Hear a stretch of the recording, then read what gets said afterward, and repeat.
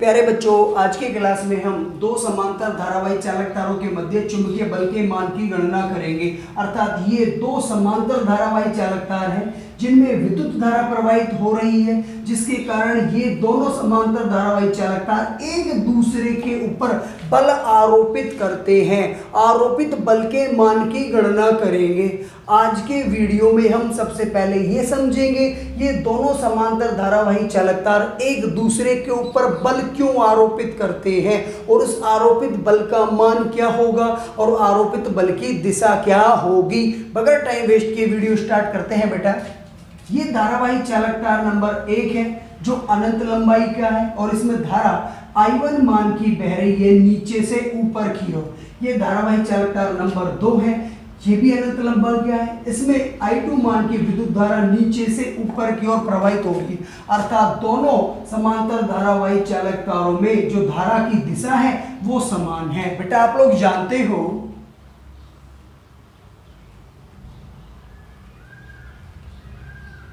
जब किसी धारावाही चालक तार में विद्युत धारा प्रवाहित की जाती है तो उसके चारों ओर चुंबकीय क्षेत्र उत्पन्न हो जाता है। तो बेटा, ये धारावाही चालक तार नंबर 1 है। जब इसमें I1 मान की विद्युत धारा प्रवाहित कराएंगे तो इसके चारों ओर चुंबकीय क्षेत्र उत्पन्न हो जाएगा। माना उत्पन्न चुंबकीय क्षेत्र B1 है। उत्पन्न चुंबकीय क्षेत्र क्या है? B1। एक बात और भी जानते हो आप लोग लास्ट वीडियो से, यदि किसी बाह्य चुंबकीय क्षेत्र में किसी धारावाही चालक तार को रख दे तो वो बाह्य चुंबकीय क्षेत्र उस धारावाही चालक तार पर बल आरोपित करेगा और उस बल का मान होता है बेटा F बराबर ILB sin थीटा। यदि धारावाही चालक तार में कैपिटल I मान की धारा बहे, उस धारावाही चालक तार की लंबाई स्मॉल l हो और वो B चुंबकीय क्षेत्र में थीटा कोण पर रखा हो तो चुंबकीय क्षेत्र उसके ऊपर कितना बल आरोपित करेगा? ILB sin theta. ये बात आप लोग भली भांति जानते हैं। तो देखो बेटा, जब इस धारावाही चालक तार में विद्युत धारा प्रवाहित हुई तो इसके चारों ओर क्या उत्पन्न हो गया? चुंबकीय क्षेत्र। इसका मतलब ये धारावाही चालक तार किस में रखा है? चुंबकीय क्षेत्र में। तो ये चुंबकीय क्षेत्र इस धारावाही चालक तार पर बल आरोपित करेगा कि नहीं करेगा? लास्ट वीडियो के अकॉर्डिंग करेगा? नहीं करेगा। ये बात आप लोग याद रखें। यदि किसी धारावाही चालक तार के कारण चुंबकीय क्षेत्र उत्पन्न हो रहा है तो वो उत्पन्न चुंबकीय क्षेत्र उस धारावाही चालक तार पर बल आरोपित नहीं करेगा जिसके कारण वो उत्पन्न हुआ है। यदि इस चुंबकीय क्षेत्र में किसी अन्य धारावाही चालक तार को रख दे,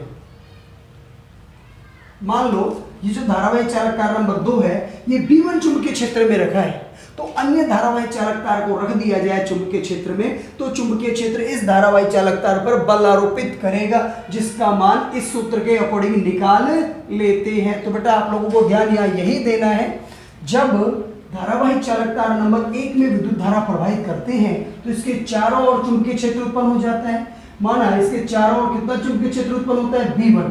तो B1 चुंबकीय क्षेत्र इस धारावाही चालक तार पर कोई बल आरोपित नहीं करेगा।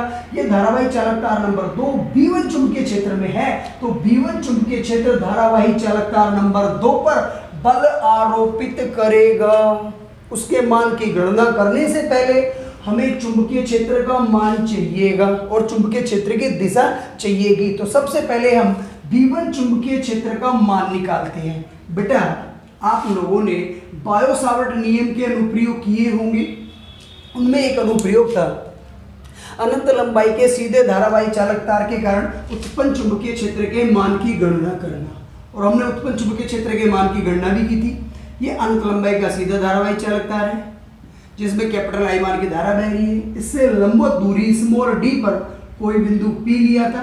इस बिंदु P पर उत्पन्न चुंबकीय क्षेत्र कितना आया था? B बराबर μ0 I/2 पाई d।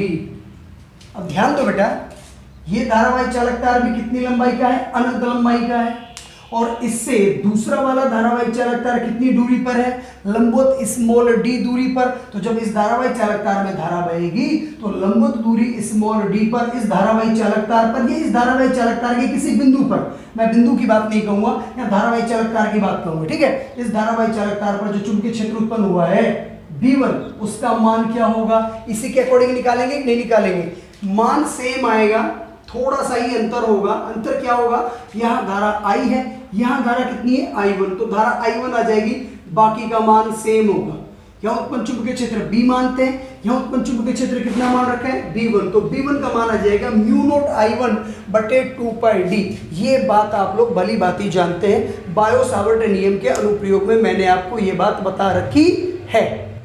चुंबकीय क्षेत्र का मान आ गया। अब चुंबकीय क्षेत्र की दिशा ज्ञात करते हैं। बेटा चुंबकीय क्षेत्र की दिशा ज्ञात करेंगे दाहिने हाथ के नियम से। दाहिने हाथ का नियम जानते ही हो आप लोग क्या होता है। इस नियम के अनुसार दाहिने हाथ के पंजे को इस प्रकार खोले, दाहिने हाथ की उंगलियां एक साथ हो, दाहिने हाथ का अंगूठा इन उंगलियों से लंबवत हो और दाहिने हाथ का अंगूठा विद्युत धारा की दिशा को प्रदर्शित करे और दाहिने हाथ की उंगलियां उस बिंदु की ओर हो जिस बिंदु पर चुंबकीय क्षेत्र का मान निकालना है या चुंबकीय क्षेत्र की दिशा का मान निकालना है। फिर हथेली जिस दिशा में धक्का देगी, हथेली के धक्के देने की दिशा चुंबकीय क्षेत्र की दिशा होगी। तो यहाँ चुंबकीय क्षेत्र की दिशा ज्ञात करते हैं। बेटा एक बात बताओ, ये B1 चुंबकीय क्षेत्र किसके कारण उत्पन्न हुआ है? धारावाही चालक तार 1 के कारण। तो ये नियम धारावाही चालक तार नंबर 1 पर अप्लाई होगा।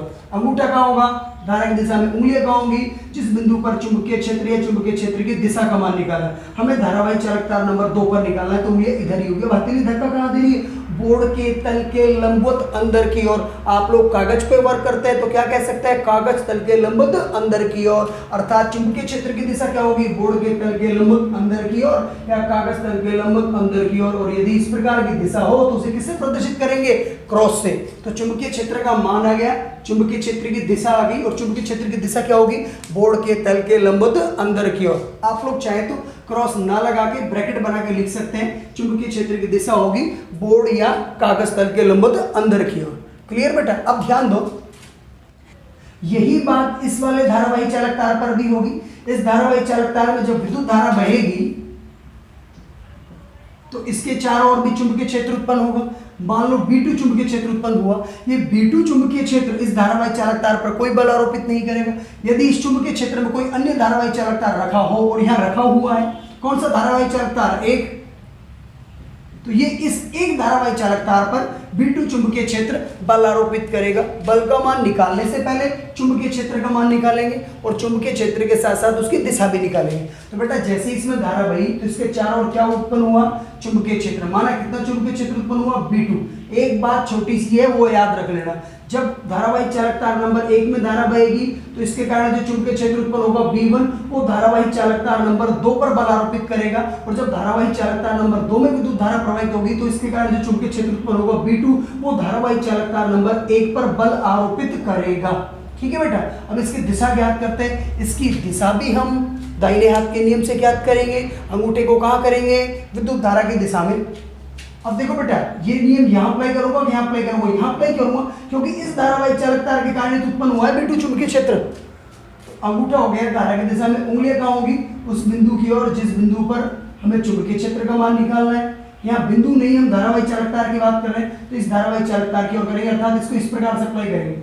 अंगूठा हो गया धारा की दिशा में, उंगलियां हो गई धारावाही चालक तार नंबर 1 की ओर, क्योंकि धारावाही चालक तार नंबर 1 पर ही हम चुंबकीय क्षेत्र का मान या उसकी दिशा ज्ञात करें। अब बताइए धक्का कहाँ दे रही है? बोर्ड के तल के लंबवत बाहर की ओर, अर्थात चुंबकीय क्षेत्र की दिशा क्या होगी? बोर्ड के तल के लंबवत बाहर की ओर। तो इसे किससे प्रदर्शित करेंगे? डॉट से। और चुंबकीय क्षेत्र का मान क्या होगा बेटा? चुंबकीय क्षेत्र का मान ठीक इस धारावाही चालक तार के कारण जो आया वही आएगा, केवल धारा का ही अंतर होगा। यहाँ धारा I1 है, या धारा क्या आ जाएगी? I2। क्यों?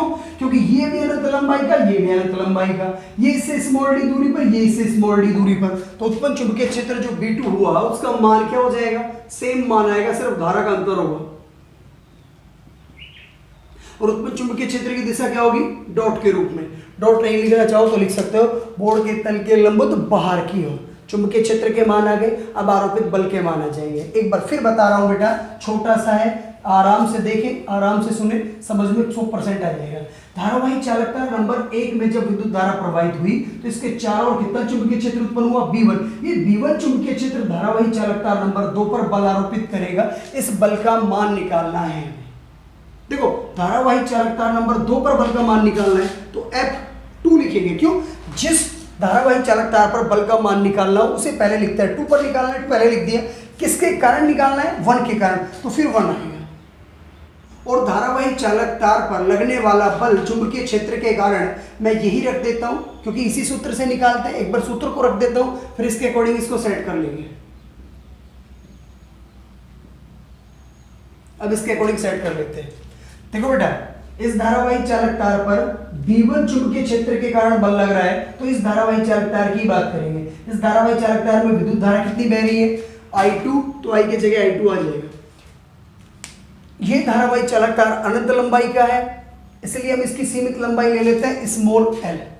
ये धारावाही चालक तार कितने चुंबकीय क्षेत्र में रखा है? B1 में, तो यहाँ B1 आ जाएगा। थीटा की स्थिति और देख लो बेटा। एक बात और बता देता हूँ, धारावाही चालक तार में जिस दिशा में विद्युत धारा प्रवाहित होती है उसी दिशा में धारावाही चालक तार की लंबाई भी लेते हैं। और ये जो थीटा कोण है ये L और B के मध्य का कोण है, अर्थात चुंबकीय क्षेत्र और धारावाही चालक तार की लंबाई के मध्य बनने वाला कोण। यहाँ चुंबकीय क्षेत्र की दिशा क्या है? बोर्ड के तल के लंबवत अंदर की ओर इस प्रकार, और धारा ऐसे बह रही है तो धारावाही चालक तार की लंबाई भी इसी प्रकार लेंगे, तो इनके मध्य कोण कितना बनेगा बेटा? 90 डिग्री का। तो थीटा इक्वल टू क्या होगा? 90, और साइन 90 का मान कितना होता है? 1, और 1 को किसी भी राशि से गुणा करें तो वही राशि आती है। क्लियर यहाँ तक? V1 का मान बेटा यहां से रख देंगे,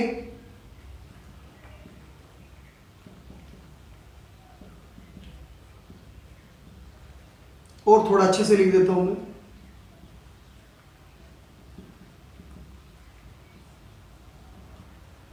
L का पक्षांतर कर दो तो L F21 के बटे में आ जाएगा।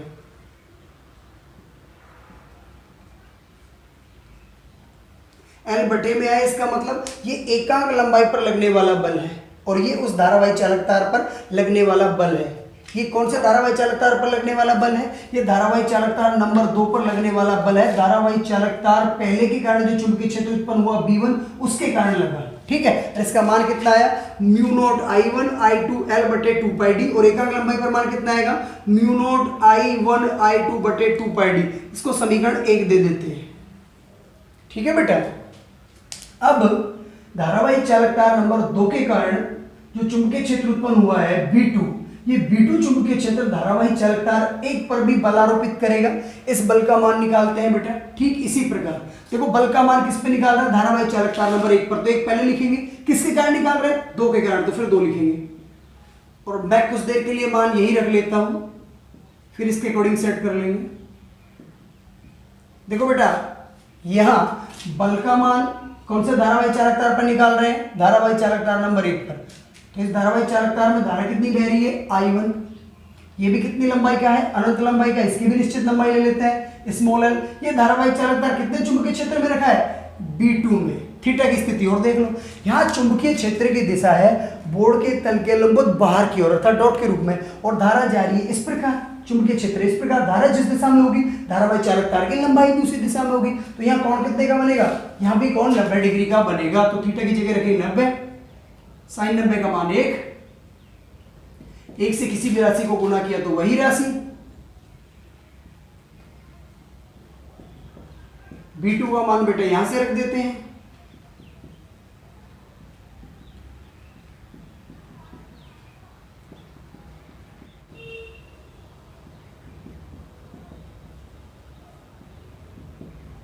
L का पक्षांतर कर दो यहां से बेटा।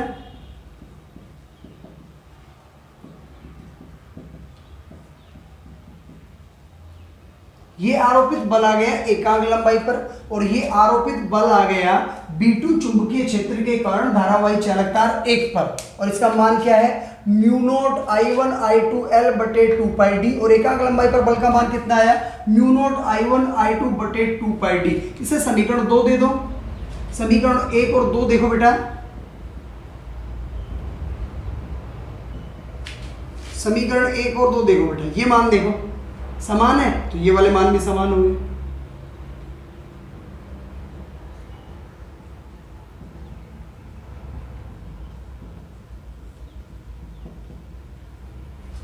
क्या कहा था मैंने वीडियो के स्टार्टिंग में?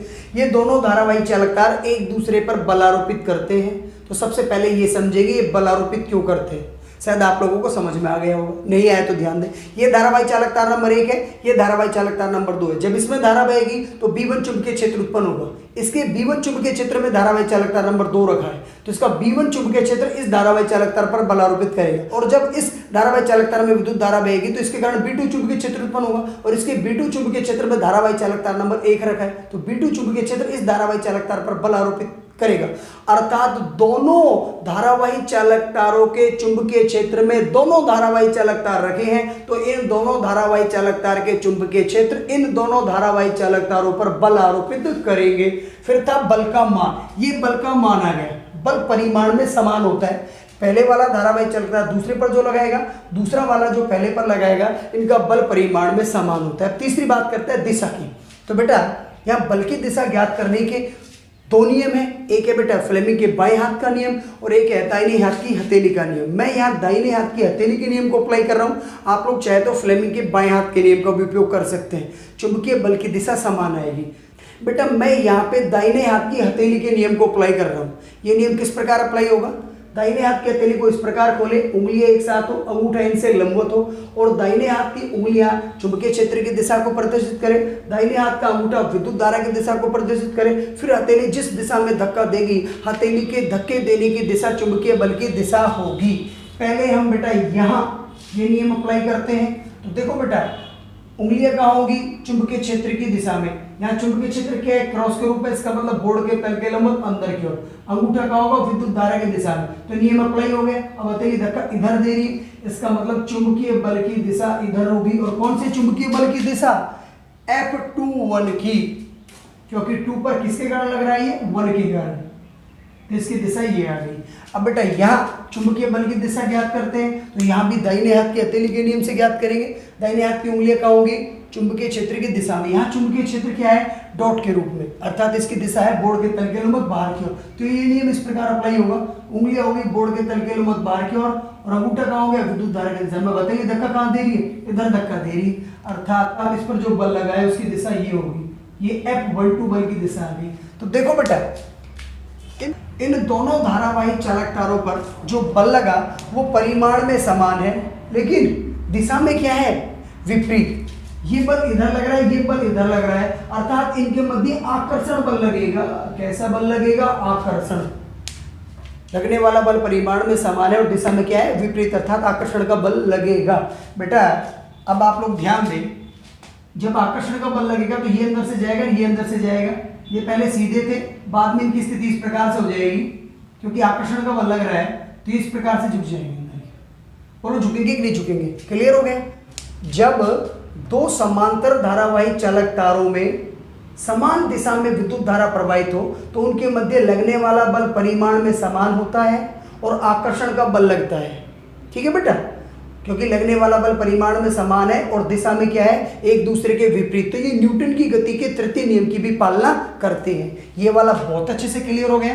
डेरिवेशन भी अपना कंप्लीट हो चुका है। अब हम इसकी स्थिति चेंज करके देख लेते हैं। भाई यहाँ तो विद्युत धारा की दिशा समान है, अब हम विद्युत धारा की दिशा चेंज कर देते हैं। सिर्फ विद्युत धारा की दिशा चेंज करेंगे तो मान तो सेम आएगा, क्योंकि इस धारावाही चालक तार में भी I1 विद्युत धारा प्रवाहित कराएंगे, इस धारावाही चालक तार में I2 विद्युत धारा प्रवाहित कराएंगे। सिर्फ हमने यहाँ पे विद्युत धारा की दिशा चेंज की है। धारावाही चालक तार वही अनंत लंबाई के हैं और एक दूसरे से स्मॉल d दूरी पर स्थित है। जब इस धारावाही चालक तार में धारा बहेगी तो ये B1 चुंबकीय क्षेत्र उत्पन्न करेगा। इस B1 चुंबकीय क्षेत्र में धारावाही चालक तार नंबर 2 रखा होगा। ठीक है बेटा, और जब इस धारावाही चालक तार में विद्युत धारा प्रवाहित होगी तो ये B2 चुंबकीय क्षेत्र उत्पन्न करेगा और B2 चुंबकीय क्षेत्र में धारावाही चालक तार नंबर 1 रखा होगा। तो यहाँ चुंबकीय बल का मान तो यही आएगा, लेकिन दिशा क्या होगी उसे भी हम देख लेते हैं। चुंबकीय बल की दिशा ज्ञात करने से पहले ये जो चुंबकीय क्षेत्र आए हैं इनकी दिशा ज्ञात करनी होगी।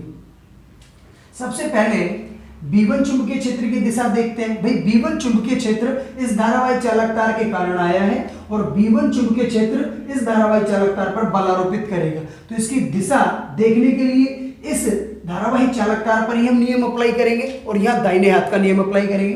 दाहिने हाथ के नियम के अनुसार अंगूठे को विद्युत धारा की दिशा में, उंगलियों को उस बिंदु की तरफ खोलते हैं जहाँ चुंबकीय क्षेत्र का मान निकालना हो। हमें यहाँ इस धारावाही चालक तार पर चुंबकीय क्षेत्र का मान निकालना है, तो इसकी तरफ उंगलियों को खोलेंगे। अब बताइए धक्का कहाँ दे रही है? बोर्ड के तल के लंबवत अंदर की ओर। तो चुंबकीय क्षेत्र की दिशा क्या होगी? बोर्ड के तल के लंबवत अंदर की ओर। और चुंबकीय क्षेत्र की दिशा जब बोर्ड के तल के लंबवत अंदर की ओर हो तो उसे क्रॉस से प्रदर्शित करेंगे। ये जो B2 चुंबकीय क्षेत्र है ये धारावाही चालक तार नंबर 2 के कारण उत्पन्न हुआ है। तो यहाँ इस चुंबकीय क्षेत्र की दिशा ज्ञात करने के लिए जो नियम अप्लाई करेंगे दाहिने हाथ का, वो इस धारावाही चालक तार पर अप्लाई होगा। इसमें देखो धारा कहाँ आ रही है? नीचे की ओर। ठीक है बेटा, अंगूठा होगा धारा की दिशा में, उंगलियां कहाँ खोलेंगे, धारावाही चालक तार एक की ओर। क्यों? क्योंकि धारावाही चालक तार एक पर ही हमें चुंबकीय क्षेत्र का मान है उसकी दिशा ज्ञात करनी। अब हथेली धक्का कहाँ दे रही है, बोर्ड के तल के लंबवत अंदर की ओर, अर्थात चुंबकीय क्षेत्र की दिशा भी होगी बोर्ड के तल के लंबवत अंदर की ओर। और इस प्रकार की जो चुंबकीय क्षेत्र की दिशा होती है उसे किसे प्रदर्शित किया जाता है, क्रॉस से। तो यहाँ जो चुंबकीय क्षेत्र आ रहे हैं उनकी दिशा हमने निकाल ली। अब बेटा यहाँ जो बल आरोपित होगा उसकी दिशा भी ज्ञात कर लेते हैं, और उसकी दिशा हम निकालेंगे दाहिने हाथ की हथेली के नियम से। दाहिने हाथ की हथेली को इस प्रकार खोले, उंगलियां एक साथ, अंगूठा इनके लंबवत हो और उंगलियां चुंबकीय क्षेत्र की दिशा को प्रदर्शित करे, अंगूठा विद्युत धारा की दिशा को प्रदर्शित करे। फिर हथेली जिधर धक्का देगी वो चुंबकीय बल की दिशा होगी। नियम अप्लाई करो, क्योंकि चुंबकीय क्षेत्र बोर्ड के तल के लंबवत अंदर की ओर है और अंगूठा कहाँ होगा, धारा की दिशा में। तो बेटा धारा नीचे आएगी, इसका मतलब ये नियम इस प्रकार से अप्लाई होगा। उंगलियां हो गई चुंबकीय क्षेत्र की दिशा में, अंगूठा कहाँ हो गया, धारा की दिशा में। हथेली धक्का इधर दे रही है, इसका मतलब जो बल लगेगा वो यहां लगेगा। और कौन सा बल लगेगा, धारावाही चालक तार 2 पर, किसके कारण, 1 के कारण। तो बल होगा F21। ठीक है बेटा, इसकी दिशा आ गई इस डायरेक्शन में। यहां चुंबकीय बल की दिशा ज्ञात करो, तो यहां भी दाहिने हाथ की हथेली के नियम को अप्लाई करेंगे। उंगलियां कहाँ होंगी, चुंबकीय क्षेत्र की दिशा में, क्योंकि चुंबकीय क्षेत्र या क्रॉस के रूप में, अर्थात बोर्ड के तल के लंबवत अंदर की ओर। अंगूठा कहाँ होगा, विद्युत धारा की दिशा में, विद्युत धारा की दिशा में हो गया, नियम अप्लाई हो गया। अब देखो हथेली धक्का इधर दे रही है, इसका मतलब इस धारावाही चालक तार पर जो बल लगेगा चुंबकीय बल, उसकी दिशा ये होगी। और इस पर बल कौन सा लगेगा, भाई धारावाही चालक तार एक है, जिस पर कौन सा बल लगा रहा है, 2, तो F12। तो देखो बेटा, जब समांतर धारावाही चालक तार में प्रति समांतर विद्युत धारा प्रवाहित हो, प्रति समांतर का मतलब एक में ऊपर आ रही है एक में नीचे आ रही है, तो जो बल आरोपित होंगे एक दूसरे के कारण वो परिमाण में तो समान होंगे, परिमाण में तो समान होंगे, लेकिन विपरीत दिशा में होंगे। कैसी दिशा में होंगे, विपरीत दिशा में। इसका मतलब ये वाला बल इधर लग रहा है, ये वाला बल इधर लग रहा है, तो यहां कौन सा बल लगेगा, प्रतिकर्षण का बल। तो देखो बेटा, ये इस प्रकार से थे, जब प्रतिकर्षण का बल लगेगा तो क्या हो जाएगा, ये प्रतिकर्षण का बल लगेगा तो ये थोड़े दूर हो जाएंगे, इस प्रकार से हो जाएगा। छोटा सा है, एक बार फिर समझ ले।